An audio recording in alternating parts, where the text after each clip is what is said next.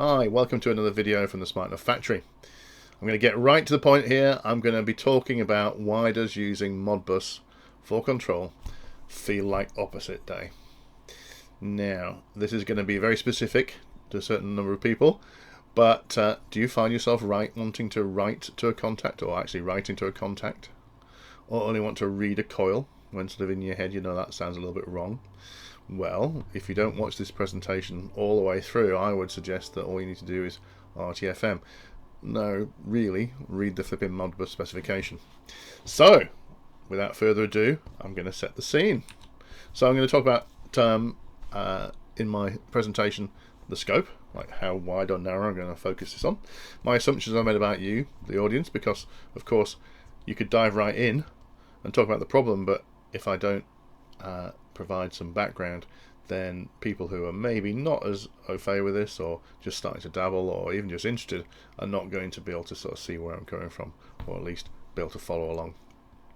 So that means I'm going to talk about assumptions about you and me that I've made, a little bit about Modbus, about an overview, I hope, that's enough to sort of paint a picture of the problem itself.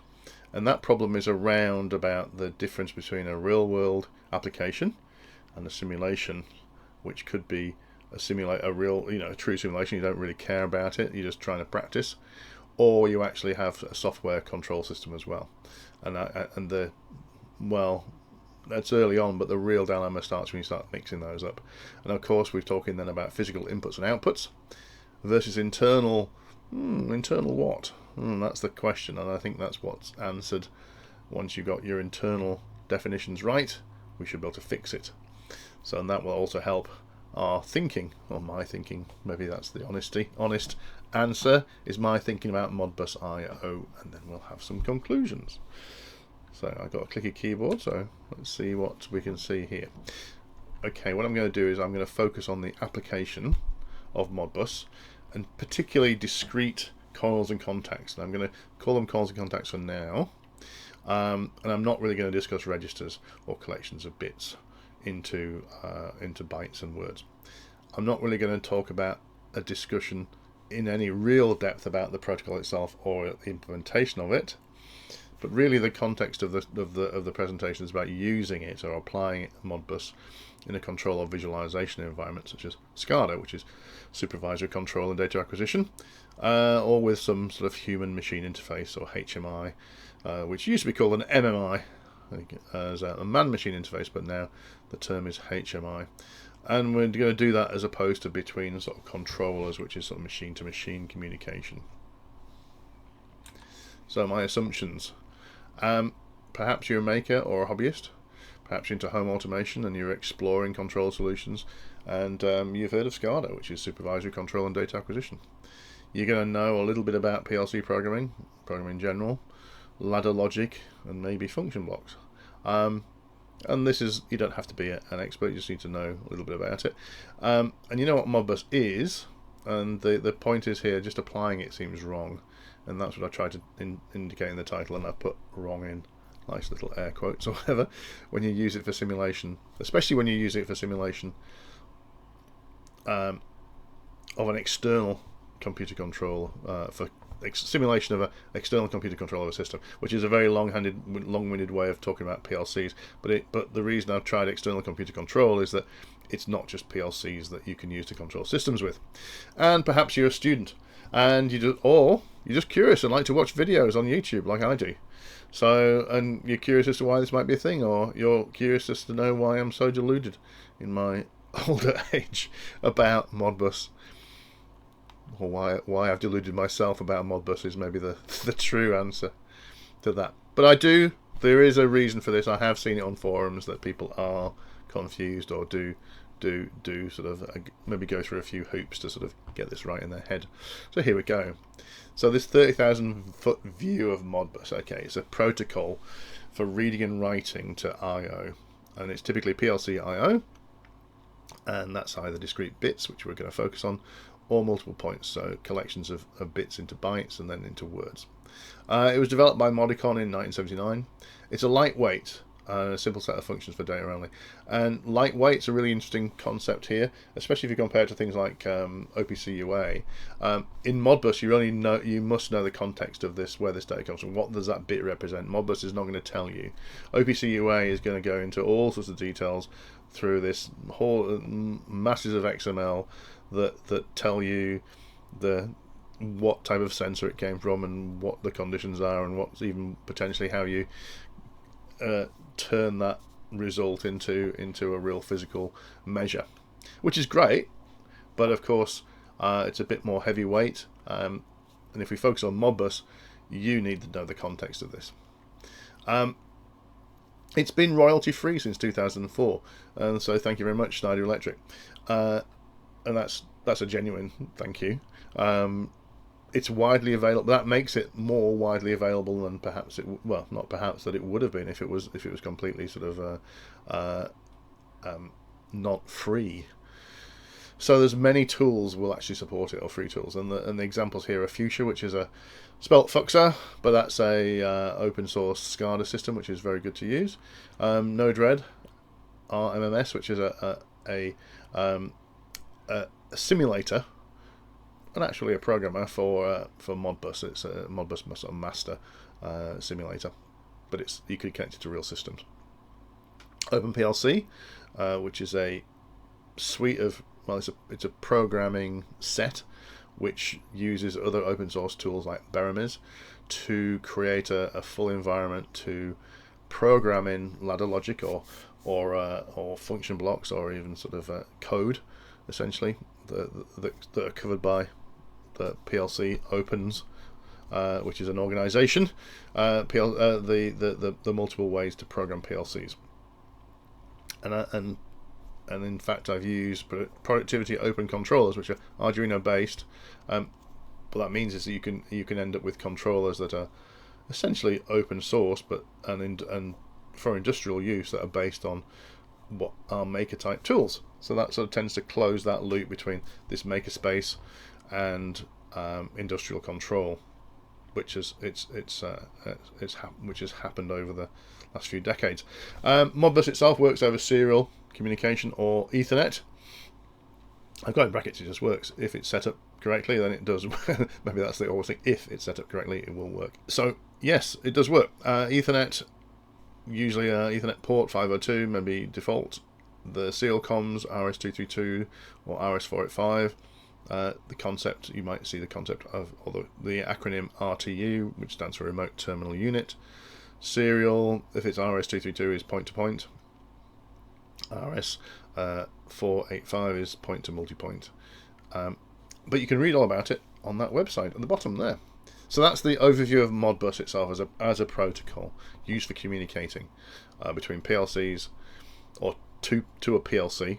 I suppose it could be between PLCs, of course, but in our context, we're talking about a system, a computer system, like a SCADA type system, perhaps based in Fuchsia, setting or reading and writing those particular bits that affect the PLC. So what's our problem? What's your problem, mate? If you sort of stick to a physical hardware-based solution, or a computer simulation or a software version of the control system, which doesn't involve anything physical, then you maybe don't hit this problem. But I would suggest you possibly do, because you tend to use the term contact when you really want to talk about it as a coil, and vice versa. Okay, so perhaps we should talk about what this little figure is on the left. Of course, that's a ladder diagram, and I managed to move my slides on. Let's go back to that one. So, it's described like a ladder. Let's just see if we can get our little pointer going. This is the rung of a ladder. There are multiple rungs potentially joined together. You might think of this as a picture of not just a ladder, but a real electrical circuit where you have say 24 volts on this side, and 0 volts on that side. And to make a circuit, we have two physical switches, contacts I1 and I2, and when those physical switches are both made, then juice can flow all the way across this rung and energize this coil, and then Bob's your mother's brother, and everyone's happy. So that's the physical side of it. Now if you simulate this, and you know here, let's go, and I've clicked, let's try and click in the right way around here. Okay, you sort of have this bit of knowledge. You know that Modbus only allows coils to be written to, and you want to preserve the logic. So you're going to associate these, what you would think of as input variables, with coils, and the output variable here with a contact, because you don't really want to drive that directly. You actually want to have you preserve that logic switch, or that logic of that I1 and I2 need to both be made before Q1 actually works here. And so as a function block, that's also described here. I1 and I2 need to be true before output Q1 is true. So this representation is a ladder diagram representation. This is a function block representation of exactly the same logic. And what might be you might feel comfy with, of course, is that because you know that the state of a coil down here, Q1, can be used, it can appear as a contact in a ladder diagram. So you might be happy to have called these both coils and represent them like this, and then this is a contact and represent it like this. Now I think this one representing here, but these inputs can't be over here. You can't drive an input, and maybe that's the other thing to be aware of course. You can never drive an input, a physical input, and that's or a physical contact, and that's sort of the sort of part way through this answer. Okay, but let's say you do this, you actually associate those I1 and I2 with both with what you call coils, and this one what you call a contact, and so that preserves that sort of logic. Now when it comes to hardware, now maybe a step back, that doesn't seem right, you know what I mean? You know, coils as contacts, contacts as coils, but that's what we're trying to address. But let's say when it comes to the hardware, you're going to correct your error. You're going to you actually because you can't actually manage to do it in your software, you actually do associate these two things with inputs. These two contacts here, they're inputs. We can read the state of them, and we think we can actually write this coil because we actually make that an output. Now, and you also maybe in your software put the logic to make sure that you can't just willy-nilly turn on coil, this coil here. And of course that gets to another thing, because if you have a physical system, you know, and you do try and switch this coil, so this is the bit I'm trying to highlight here. If you actually do manage, you do correct your error and you do associate this coil with a Modbus, coil, and then you try and write to it. Now ideally nothing's going to happen. And why is that? That if you had a simulation circuit and a real circuit, and you say, right, I'm going to write to my coil Q1, then ideally nothing will happen, because the physical switches, contacts I1 and I2, are never made. So the state of those physical switches prevents that coil being actuated. And if it did, even for a moment, then you really ought to replace your software or hardware, or the fact is that outlook is not properly interlocked. That output is not properly interlocked. So what's your solution? Let's move on to the next slide. And the solution starts to be, because we're using I have been using the terminology wrongly. You see, when you read the specification, the Modbus specification, and that's this definition. We'll go the other way. Definition. Modbus doesn't talk about discrete coils and contact functions. It talks about bit access functions. And so you have conceptually, what is a physical contact? If you talk about that in Modbus terms, they're going to be referred to as physical discrete inputs. That's fine. And when you call it a physical discrete input, then the reality is that you could only ever really read a physical discrete input. That's using this code 2 concept here, or instruction, or code. And coils or when it comes to accessing these types of bits, they are internal bits or physical coils. And perhaps it might be, I'll do my best to make sure I get my little red dot here, internal bits. Now internal bits, you're quite happy to read them or write them. Now I suppose here I'm going to have to make sure I've got the I think the definition does still say write single coil and read coils, which again is because of the age of the actual protocol. It's the heading's been fixed up, but it doesn't say read internal bits or physical coils. It just says read coils and write single coil. And again, that's where this confusion can potentially come from.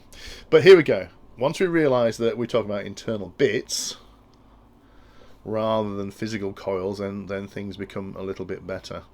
So when we represent these by internal bits, I1 and I2, we can read them, we can read and write to them, we can write to them to make things happen, and we can make this coil actuate.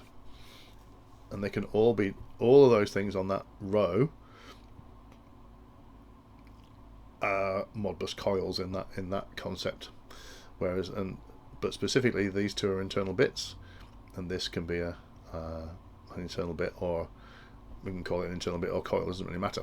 They can all be internal bits, and we never need to write to that one directly because we control it through those two there. And of course, back to the other opposite of that, they can be physical, real discrete inputs. These can be real discrete inputs, and this can be a real coil. And in that case, then we can read the state of those two inputs, and we can read the state of this coil. And as I alluded to before, if you do have a physical system and you do hook this up, when you come to actually control it, if you try and write to that coil without the state of these two contacts being made, then hopefully, ideally, nothing will happen in the real world. Okay. So that's going to help us. Now, how do we then apply what we've now learned? Okay, so we're going to acknowledge those concepts of internal bits, and we're going to program for dual control. We're going to program to ensure that we program for both the physical external system and the ability to have essentially internal inputs through bits that we control through our SCADA system to trigger or cause an action or cause some sort of output on a physical output Q1. And I've done that here, and I've not done it completely. I've tried to sort of split it in two in a sense. Clearly there could be a second internal bit that runs parallel and bypasses the external ones, but I've tried to sort of show that you maybe want to have a mixture of both. And it really does depend on your logic, and that's the whole point. It depends on your logic. So we have our internal bit Q2 is written via Modbus, and that's good. That's going to be what we want to do. And so when we write that, we don't need, it bypasses the external physical input I1. However, we've maintained in this particular ladder diagram to have a physical switch I2 that needs to be made, or a physical input which needs to be made in order for the coil to be actuated. And that's essentially it. So that's the ladder logic, or the ladder diagram version. This is the function block diagram version of the same logic. And of course, if we did put another internal bit, Q3 perhaps, around here, then, well, depending on this, whether this line exists or not, there's quite a difference in the logic that we have to represent in our diagram. That gets quite different. Without physical inputs, we're going to acknowledge we're writing. We can write this, and we can clearly create this. Even if we didn't have any physical ones in the simulation, we explicitly state or show that we're writing to internal bits. We're trying to avoid that term contact for discrete physical input functions, for the discrete input function, and we're going to redo the logic to actually include those internal bits as well as the external parallel ones. And so now we've made our ladder diagram more complicated, but we've eliminated the concept, or we've separated our physical inputs from our internal bits, and that's the crucial part of this. So let's get down to the conclusions. So Modbus has physical discrete inputs. They don't call them contacts in the specification, so these can be read. We also have internal bits, or physical contacts, which can be read or written to. If you do try to directly control a coil without considering the physical discrete inputs, as we talked about in the previous diagram, or the previous slide, sorry, the external coil will not change state, and that's essentially reflecting how your program is written. So you need to code for your requirements. We have to understand, and if we're trying to write or code for simulation or computer control with no physical inputs and outputs, or a physical system, or perhaps a physical system that has no physical inputs but actually uses, we control outputs, versus potentially the other option, which is a simulation and computer control, as in SCADA, and a physical system. And it's up to you to keep the logic correct. And of course, all we've talked about here really essentially is recognizing that coils, we should be talking about internal bits, the state of an internal bit, and we can change those in the state of those internal bits using programming, ladder logic, or function blocks. They're both code the same. And then really just to conclude again that it's that RTFM.